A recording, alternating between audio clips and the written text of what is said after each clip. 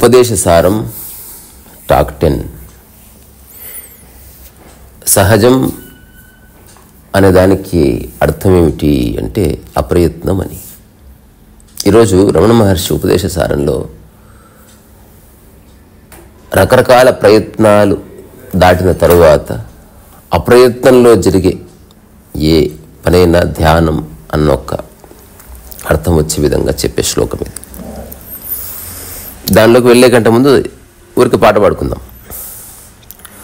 వదనం సహజం రమణీయం జ్ఞానం సదా స్మరణీయం సాకారం సునిశ్చలం ఆకారం అరుణాచలం రూపం అతి కోమలం నిశ్చల సుందర శ్యామలం నడిచే అరుణ కిరణం కురిసే కరుణ శిఖరం సర్వ ప్రాణకోటి సమానం సమత్వమే ఆత్మ ప్రమాణం నిర్గుణ మౌన ప్రసాదద్వారం కర్తా శూన్య ఉపదేశసారం రీసామృతవాక్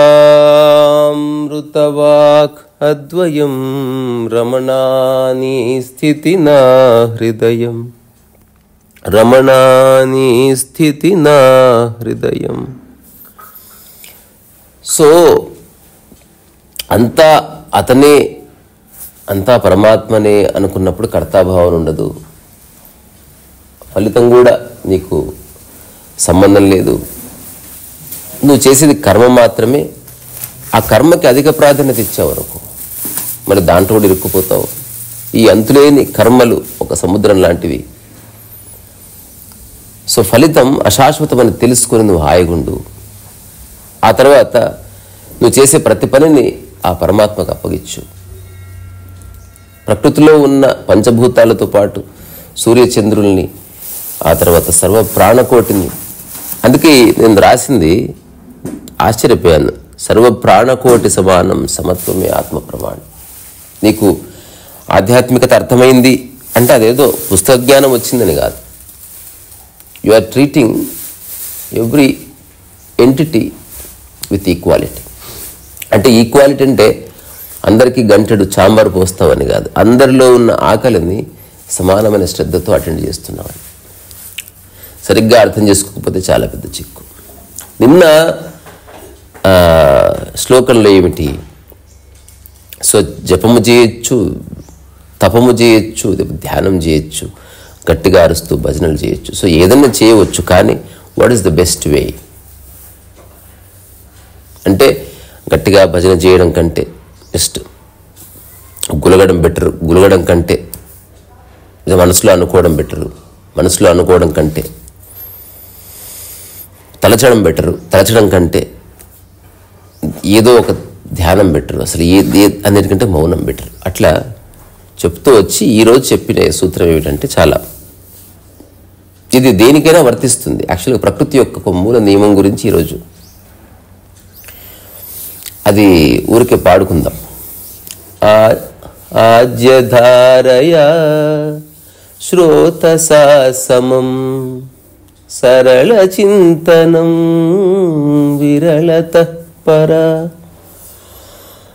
అంటే నదీ ప్రవాహంలా, ఒక నేతి ధారగా నిరాఘాటంగా సాగే సరళ ధ్యానం ఆటంకంతో కూడిన విరళ చింతనం కన్నా మిన్న. సో ఇందులో ఒక అనుభవిస్తే తప్ప తెలియని రహస్యం ఉంది.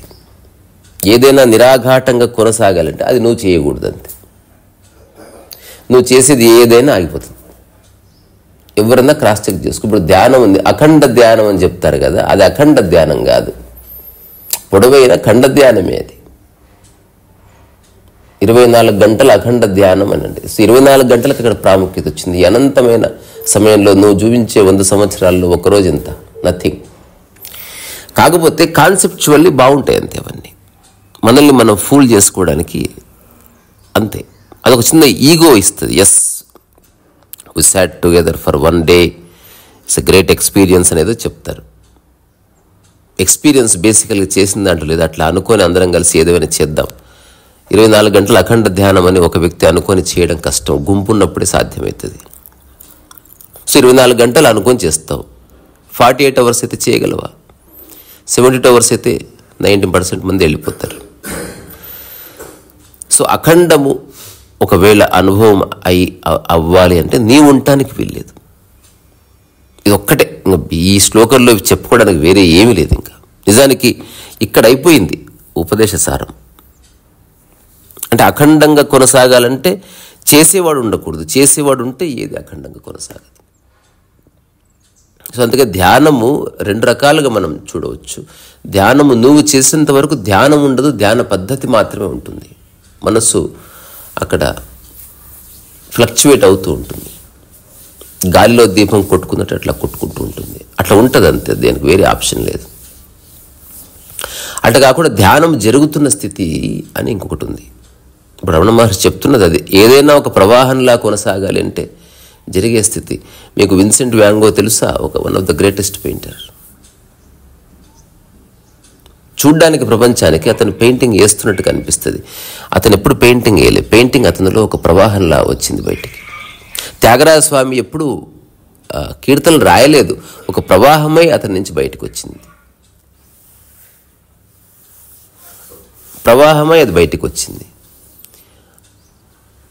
అట్లాగే అన్నమయ్య దాదాపు 32,000 సంకీర్తనలు రాశారని చెప్తారు. సంఖ్య పక్కన పెడితే ఏదైనా థౌజండ్స్ ఆఫ్.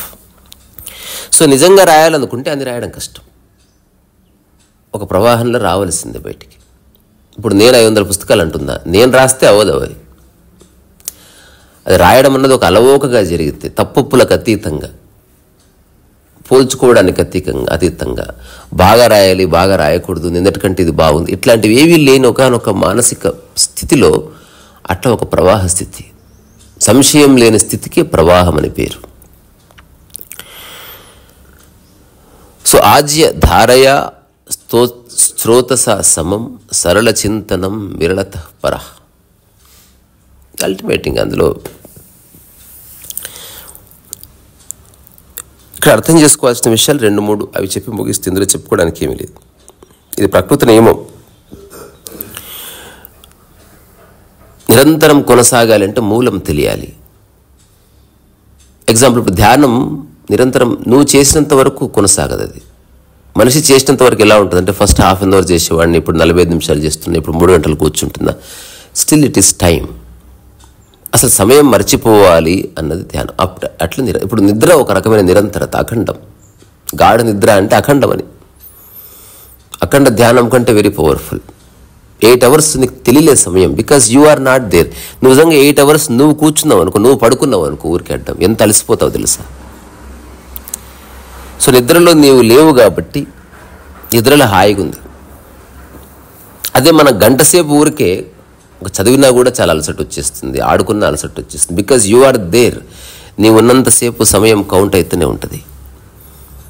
సో ఇది ఎట్లా అన్నది ఒక మనిషికి అర్థం చేయించడం చాలా కష్టం. నేను అంటాను నెక్స్ట్ టు ఇంపాసిబుల్. ఇది స్ఫురించాల్సిన విషయమే. పద్ధతిని ఒక ఎక్స్టెంట్ వరకు నువ్వు అర్థం చేయించవచ్చు, కానీ దాని యొక్క రిఫైన్డ్ స్టేట్స్ని మనం ఒక మనిషికి ఒకవేళ భాషతో చెప్పవచ్చు. ఇప్పుడు నేను చెప్తున్నా నదీ ప్రవాహంలో ధ్యానం కొనసాగే స్థితి ఉందా అంటే ఉంది, కానీ అది భాష్యం పట్టేసుకుని కూర్చోవడం కాదు. మంత్ర జప ఏ ధ్యానమైనా నువ్వు చేసినంతసేపు అది ఆగిపోతుంది. ఇప్పటికే చాలాసార్లు చెప్పున్నాను. మరి అది ఎట్లా జరుగుతుంది అంటే, ఒక కదలికలో లయం కావడం అంటే శరీరము, మనస్సు, ఆ తర్వాత నువ్వు చేస్తున్న పని, నీ నోటి నుంచి బయటకు వస్తున్న వాక్కు, ఇదంతా ఒక్కటిగా మారిపోయి అట్లా ఒక లయం జరుగుతుంది అంతే.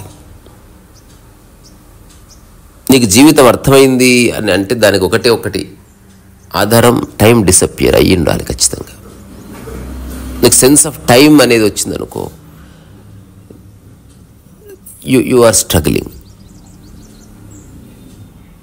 సెన్స్ ఆఫ్ టైం డిసప్పియర్ అయిందనుకో, యు ఆర్ ఫ్లోటింగ్ లేదా యు ఆర్ ఫ్లోయింగ్. ఇప్పుడు నీ పాట విందండి బాబ్ డిలాన్ది, How many roads must man walk down before you call him a man? The answer is, my friend, blowing in the wind. The answer is blowing in the wind అంటాడు. So ఈ భూమి మీద నీకంటే ముందు ఎంతోమంది మనుషులు వచ్చారు పోయారు తెలుసా నీకు? అసలు ఏం జరుగుతుంది? ఎంతోమంది పుస్తకాలు రాశారు, అసలు ఎన్ని పుస్తకాలు రాశారు, ఎందుకు రాశారు? ఎంతోమంది ధ్యానాలు చేశారు, ఏవో సిద్ధాంతాలు తీసుకొచ్చారు. What is it? దానికి ఆన్సర్ అంటే it's just blowing in the wind. గాల్లో కొట్టుకుపోతుందంతా. నిజంగా ఇక్కడ ఏం జరుగుతలేదు. నువ్వు సరిగ్గా చూడు. ఒక లాంగ్ డిస్టెన్స్, ఒక పివటల్ పాయింట్ దగ్గర నిలబడి చూడు. యాక్చువల్లీ ఎట్లయితే నదిలో బుడగలు కొట్టుకుపోతున్నాయో, ఒక రోడ్డు మీద నిలబడి చూడు, ట్రాఫిక్లో జనం అట్లా కొట్టుకుపోతుంటారు. అన్ని బుడగలే. ఒక్కొక్క బుడగ ఒక్కొక్క టైం ఫ్రేమ్లో అట్లా పట్టున పగిలిపోతుంది అంతే. ఆ బుడగ ఉన్నంత వరకు నీకేదో అనిపిస్తుంది, నువ్వు ఉన్నట్టు, నువ్వేదో చేస్తున్నట్టు, నువ్వు సాధించాలన్నట్టు, నీకు ఒక సిద్ధాంతం కావాలన్నట్టు, ఇది నా మాట ఇది నీ మాట అనుకుని ఏదో అనిపిస్తుంది అట్లా. అదంతా కల్పననే. కానీ కదలిక ఉంది చూడు, అది సత్యం. నిరంతర కదలిక, అకారణ నిరంతర కదలిక అనే ధ్యానం. సో అందుకని రమణ మహర్షి ఏదైతే చెప్తున్నాడో ఇదంతా ఊరికే తర్కించే విషయం కాదు. అది ఇప్పుడు ధ్యానం అంటే ఇక్కడ సరిగ్గా అర్థం చేసుకుంటే ఏది నీ పనో, ఇప్పుడు నేను మాట్లాడుతున్నా ఇది ధ్యానమే. పద్ధతి అంటూ ఏముండదు. అన్ని పద్ధతుల నుంచి బయటపడడమే ధ్యాన పద్ధతి, నిజమైన ధ్యాన పద్ధతి. సాధన యొక్క చరమస్థితి అంటే సాధన నుంచి విముక్తి. సైకిల్ ఎందుకు నేర్చుకుంటున్నాం అంటే సైకిల్ నేర్చుకోవడం ఆపేయడానికి. ఒక జెన్ మాస్టర్ బొకుజు ఉన్నాడు. ఆయన ఎవరు అడిగారు, అయ్యా ప్రతిరోజు భోజనం చేయాలి, ప్రతిరోజు స్నానం చేయాలి, ప్రతిరోజు సంసారం చేయాలి, ప్రతిరోజు ఉద్యోగం చేయాలి, వీటిని ఎట్లా తప్పించుకోవాలి? ఎందుకంటే ఈ ప్రపంచంలో ఉన్న అందరి సమస్య కదా అతను అడిగింది. ప్రతిరోజు ఆఫీస్కి వెళ్ళాలి, ప్రతిరోజు డబ్బు సంపాదించాలి, ప్రతిరోజు భోజనం చేయాలి, ప్రతిరోజు సంసారం చేయాలి, ప్రతిరోజు స్నానం చేయాలి, ఇవన్నీ ఎట్లా తప్పించుకోవాలి అంటే అవి చేయడం వల్ల అన్నాడు. ఈ అంటుగడిగే పని ఎట్లా తప్పించుకోవాలి? దానికి జవాబు ఏంటో తెలుసా? తొందర కడిగేసిరా, అయిపోతుంది. Great statement. తప్పించుకోవడం, ఆ పని పూర్తి చేయి, తర్వాత ఆ పనే లేదు. ఇంకా ఆ పని చేయలేదా జీవితకాలం మనసులో ఉండిపోతుంది, చేస్తే మనసు నుంచి వెళ్ళిపోతుంది. చిన్న చిన్న విషయాలు, చిన్న చిన్న మాటలు 1,00,000 పుస్తకాల కంటే అది చాలా పవర్ఫుల్. సరిగ్గా అర్థం చేసుకుంటే ఇప్పుడు ఈ చిన్న బొక్కుజు చెప్పిన మాట, పుస్తకం రాయకూడదంటే ఏం చేయాలి? రాసేసి. ప్రతిరోజు స్నానం చేస్తున్నా, ఇది ఎలా తప్పించుకోవాలి? చేసేసి 5 నిమిషాల్లో చేస్తే ఆ థాటే వెళ్ళిపోతుంది. నెక్స్ట్ 23 గంటల 55 నిమిషాలు ఉంది. ఎక్కడా స్నానం ప్రస్తావన లేదే. శృంగారం చేయాలి, ఎంతసేపు చేస్తావు? 10 నిమిషాలు చేసేసి పని అయిపోతుంది. ఆ తర్వాత 23 గంటల 50 నిమిషాలు నీకోసం. ఏది నువ్వు రోజంతా చేయలేవు, because since you are doing it. రోజంతా చేసేది, రోజంతా జరిగేది. ఈ 2 పదాలు అర్థం చేసుకోండి. చేసేది, జరిగేది. జరిగేది అంతా ప్రకృతి, చేసేదంతా ప్రపంచం. చేయడం వల్లనే నీకు బాధలన్నీ, జరగడం వల్ల ఏ బాధ లేవు. అందుకే పని చేసే స్థితి నుంచి జరిగే స్థితికి రావాలి. ఒక అద్భుతం జరుగుతుంది. సో ఇక్కడి నుంచే మీ అందరిలో ఉన్న ఓపికకి ఐ విల్ బో డౌన్. అట్లాగే ఓ లాస్ట్ 2 లైన్లు పాడుకొని